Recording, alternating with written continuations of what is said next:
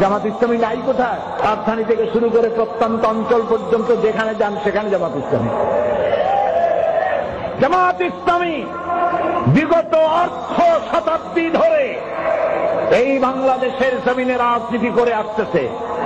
60-এর দশক থেকে শুরু করে এমন কোন গণতান্ত্রিক আন্দোলন নাই যেই আন্দোলনের প্রথম লাইনে জামাত নেতৃবৃন্দরা যুদ্ধ করে না।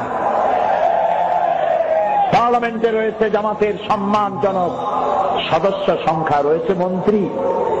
2 জন মন্ত্রী বিদায় হয়ে যাক, চ্যালেঞ্জ করে গেলাম, এই 2 মন্ত্রী যখন থাকবে না, সিসিটিভি আর মাইক্রোস্কোপ যন্ত্র নিয়ে তাদের মন্ত্রণালয় খুঁজে বেড়ানো হোক।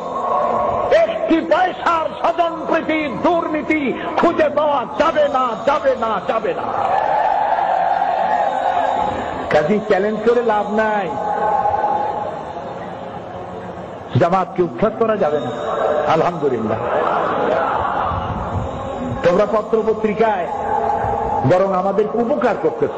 প্রত্যেক দিন সমানে জামাত আর শিবিরের বিরুদ্ধে সমানে হেডিং আসতেছে। তোমরা কয়েকশো কোটি টাকার প্রচার আমাদের করে দিয়েছো ইতিমধ্যে। আল্লামা ইকবাল বলেছেন, গাছের ঝরা পাতা মাটিতে পড়েছে। এই ঝরা পাতাগুলো দেখে আল্লামা ইকবাল বলছেন, ঝরা পাতা, ঝড় থেকে ভয় পেও না, এ ঝড় এসেছে তোমাকে মাটি থেকে উপরে উঠা